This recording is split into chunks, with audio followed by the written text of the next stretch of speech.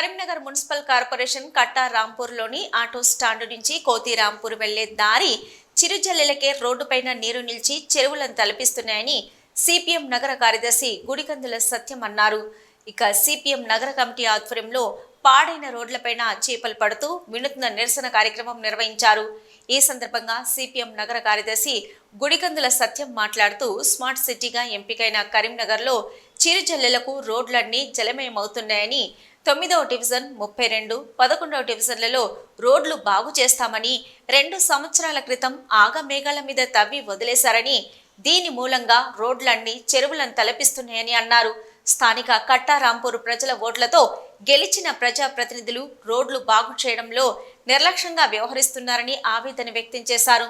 Smart సిటీగా ఎంపికైన కరీంనగర్కి సంవత్సరానికి కేంద్ర ప్రభుత్వం 100 కోట్లు, రాష్ట్ర ప్రభుత్వం 100 కోట్లు కేటాయిస్తున్నామని గొప్పలు చెప్పుకుంటున్నారని, ఈ 200 కోట్లు ఎవరి జేబులు నింపుకుంటున్నారని ప్రశ్నించారు.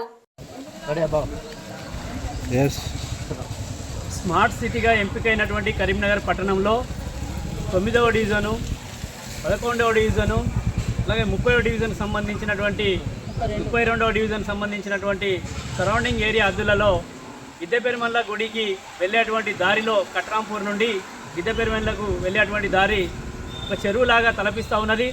దీన్ని నిరసిస్తూ సిపిఎం నగర కమిటీ ఆధ్వర్యంలో చెరువులో చేపలు పట్టిన రీతిగా వినూత్న కార్యక్రమం చేపట్టడం జరిగింది.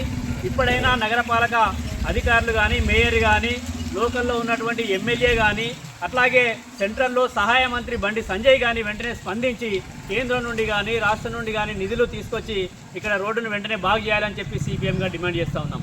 గత 10 సంవత్సరాల కొద్ది నుండి కూడా ఇక్కడ రాకపోకలకు తీవ్రమైనటువంటి ఇబ్బందులు పడుతూ ఉన్నారు. ఇక్కడ ఉన్నటువంటి ప్రజలు వెళ్ళడానికి కానీ, రావడానికి కానీ చిరుపాటి జల్లులు పడితేనే కూడా ఒక చెరువును తలపించే విధంగా ఉంది. కాబట్టి ఇక్కడ వెంటనే ఇక్కడ ఉన్నటువంటి రోడ్డును బాగు చేయాలని చెప్పి కూడా మేము కోరుతా ఉన్నాం.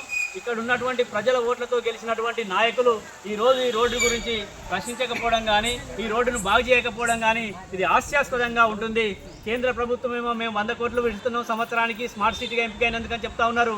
రాష్ట్ర ప్రభుత్వం కూడా మేము 100 కోట్లు పెడుతున్నామని చెప్తున్నారు. ఈ 200 కోట్లు ఎవరి జేబులు నింపుతున్నాయని చెప్పి కూడా ఈ సందర్భంగా మేము ప్రశ్నిస్తూ ఉన్నాం.